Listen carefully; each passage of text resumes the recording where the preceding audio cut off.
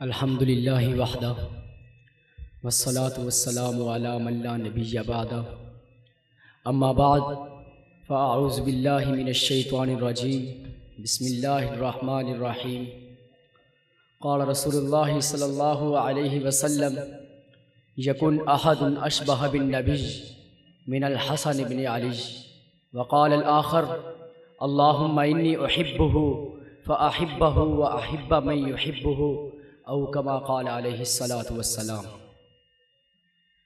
صدر گرامی قدر اور معزز حاضرین، آج میں آپ کے سامنے اس ہستی کی زندگی کا تذکرہ کرنے آیا ہوں جس کے بارے میں میرے پیارے آقا مدنی صلی اللہ علیہ وسلم نے فرمایا حسن اور حسین جنت کے نوجوانوں کے سردار ہیں۔ وہ ہستی جو چہرے میں نبی کی شبہات رکھتی تھی اور سیرت میں نبی کے حلم، بردباری اور اخلاق کا زندہ عکس تھی۔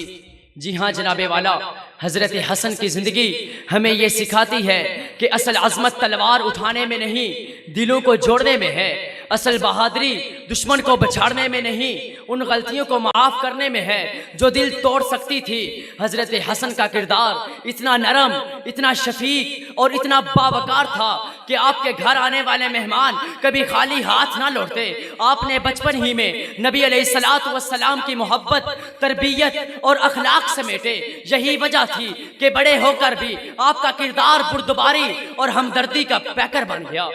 صدر علی وقار عظمت کی بات کرے تو حسن سا عظیم کون ہو سکتا ہے جو امت کے ٹوٹے ہوئے دامن کو بکھرنے سے بچانے کے لیے اپنی خلافت ہی قربان کر دے۔ سخاوت ہو تو کئی بار اپنا پورا کا پورا مال راہ خداوندی میں تقسیم کر کے یہ ثابت کر دیا کہ اب سخاوت میں برتر ہے۔ یہ نواسہ رسول، جگر گوشہ بطول، نوجوانان جنت کے سردار حسن ابن علی ہی تھے جن کی سمت اشارہ کر کے حضور فرمانے لگے ان ابنی ھذا سید ولعل اللہ یصلح بہ بین الفئتین من المسلمین۔ دشمن کے ساتھ بھی حسن سلوک کرنا ہو تو کسی شامی کے برا بھلا کہہ دینے پر ڈانٹنے کی بجائے اسے یہ فرمانے لگے اگر تم بھوکے ہو تو کھانا، بے لباس ہو تو کپڑا، اگر ٹھہرنے کی جگہ چاہیے تو میرا گھر حاضر ہے۔ شان حسن پر قربان جائیں صدر علی وقار، جن کی مسکراہٹ میں نبی مسکراتے، جن کی زبان نبی کی اخلاقی خوشبو سے معطر بات کہتے تو سننے والے کو اپنا گرویدہ بنا لیتے۔ سلام ابن حیدر کرار پر، جنت کے سردار پر، ان کے اعلیٰ کردار پر کہ حسن زن ایسا لوگوں کے عیوب کی بجائے ان میں خوبیاں تلاشتے۔ ان کے بارے میں نبی فرماتے ہما ریحانہ طایا من الدنیا۔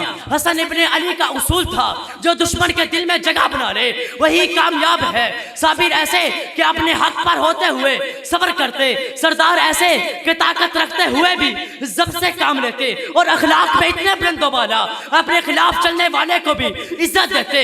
ان کے بارے میں لوگ کہتے تھے کہ جب حسن مسکراتے تو ہمیں رسول اللہ کی یاد آ جاتی تھی۔ منصف اعظم تھے، فیصلہ کرتے تو دشمن پر بھی کبھی ظلم نہ کرتے۔